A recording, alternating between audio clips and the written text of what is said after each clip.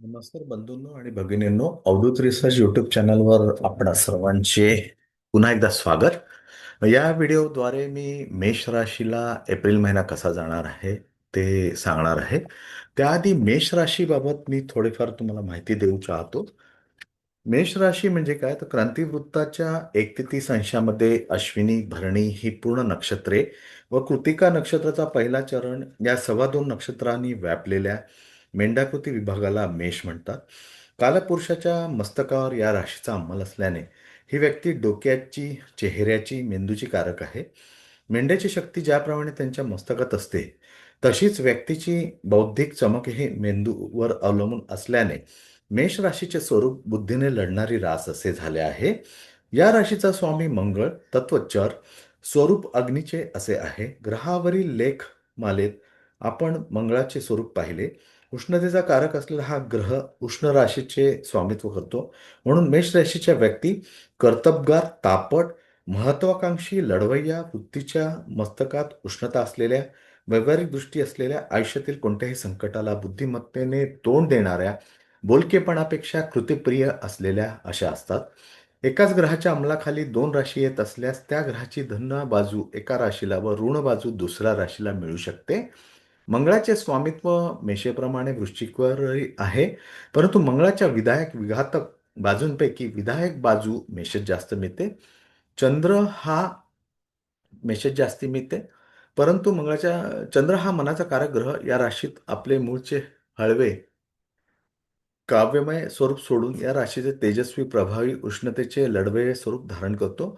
म्हणूनच मेष राशीच्या व्यक्ती मनाने रसिक, काव्यमय हळव्या असण्यापेक्षा रुक्ष, लढवय्या व व्यावहारिक जास्त असतात. या राशीचा अंमल मेंदूवर असल्याने बुद्धिमत्व व स्वामित्व मंगळाकडे असल्याने लढाऊ वृत्ती,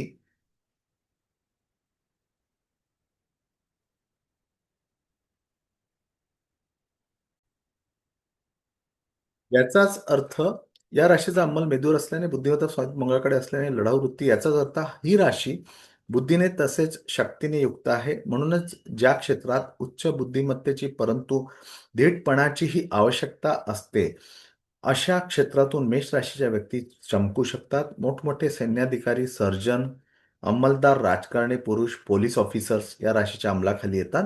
जीवनात अर्थातच ही राशी यशस्वी होते.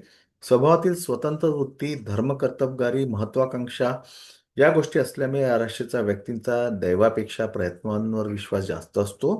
धार्मिक बाबतीत ही अंधश्रद्धा किंवा फार श्रद्धा असणे असा प्रकार नसून परमेश्वराच्या एका दिव्य शक्तीला मानणे एवढाच हेतू असतो. बाकी प्रयत्न व स्वतंत्र वाटचाल हाच अशा व्यक्तींचा स्थायी भाव असतो. वरील विवेचन लक्षात घेता ही राशी स्त्रियांपेक्षा पुरुषांच्या स्वरूपालाच जास्त योग्य आहे हे लक्षात येईल.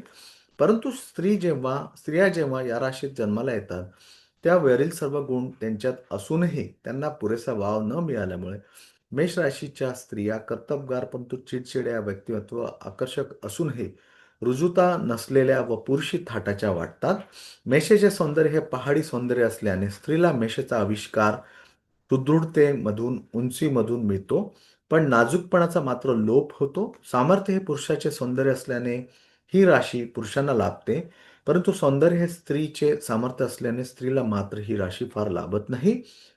मेषेला पुरुषी आविष्कार व स्त्रीच्या नैसर्गिक मर्यादा यात विसंगती लक्षात घेतली म्हणजे मेष राशीवर जन्म घेतलेल्या स्त्रीत सर्व गुण असूनही तिचे कौतुक का होत नाही हे ध्यानात येईल.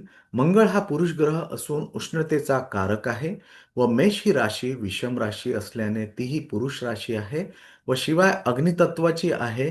म्हणून या राशीच्या व्यक्तींचा कल गोडी गुलाबीपेक्षा आक्रमकतेकडे असतो. या राशीचा पुरुष कर्तबगार नवरा असला तरी समंजस पिता होऊ शकेलच असे नाही, कारण स्वभावातील नैसर्गिक वात्सल्य या अग्नी राशीत चंद्र गमावतो. आपल्या मुलांना अति नाजूकपणे हाताळून लाडावण्यापेक्षा व्यावहारिक दृष्टिकोनातून वाढविणेच ही व्यक्ती पसंत करते. वरील धन बाजूबरोबर या राशीच्या काही ऋण बाजू पाहिल्या पाहिजेत. मेष या पुरुष उष्ण वृक्ष राशीत मंगळाचा आविष्कार व्यक्तीला जितका धीट, आक्रमक, महत्वाकांक्षी, बुद्धिमान बनवतो, तितकाच अरसिक, व्यावहारिक वृक्षही बनवू शकतो. मंगळाच्या स्वभावाला नाजूकपणा अभिप्रेत नाही.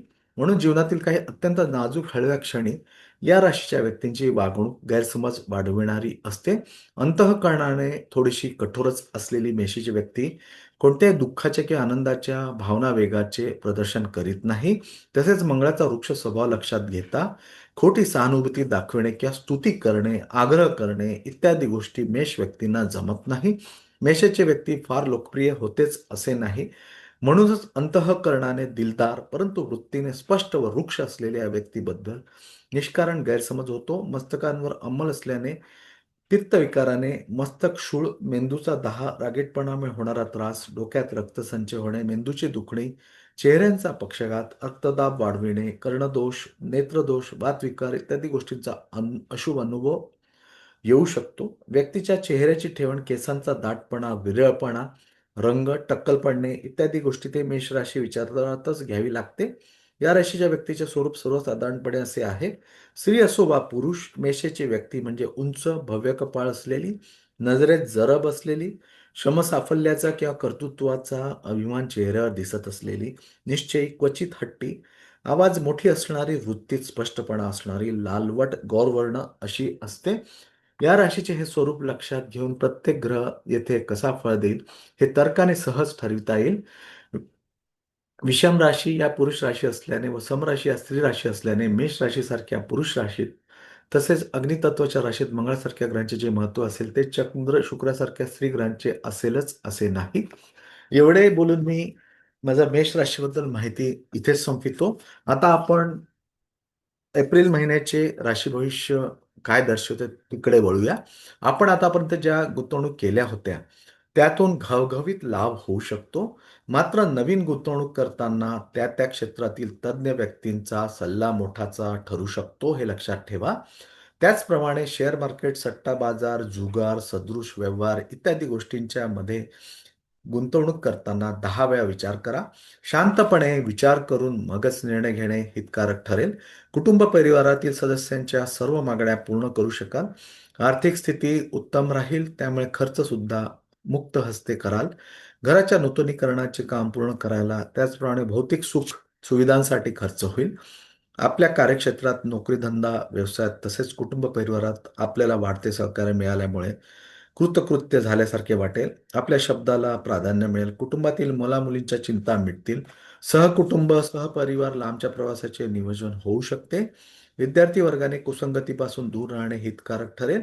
आपल्या हातातील कामे कमीत कमी प्रयत्नात पूर्ण होत असलेली बघून आश्चर्य वाटेल. विशेषतः सरकारी कामे विनासायास होत राहतील. ओळखी मध्यस्थी यशस्वी होतील. मित्रमंडळींच्या वर्तुळातून तसेच कुटुंब परिवारातून कामे पूर्ण करण्यासाठी मदत मिळेल. व्यवसाय धंद्यातील रखडलेली कामे पूर्ण करू शकाल. व्यवसाय धंद्यात नवीन संकल्पनांचा वापर यशस्वी होईल. त्याचप्रमाणे व्यावसायिक उलाढाल वाढून नफ्याच्या प्रमाणात वृद्धी होईल. आर्थिक स्थिती भक्कम होईल. व्यावसायिक जुनी येणे वसूल होतील. त्यामुळे आपण व्यवसाय विस्ताराच्या योजना आखू शकाल. व्यवसायाच्या निमित्ताने प्रवास होऊ शकतात. नोकरीमधील वातावरण सर्वसाधारण राहील. मित्रांचे सहकार्य मिळतच राहील. कुटुंब परिवार ज्येष्ठ व्यक्तींच्या प्रकृतीची काळजी घेणे महत्त्वाचे ठरेल.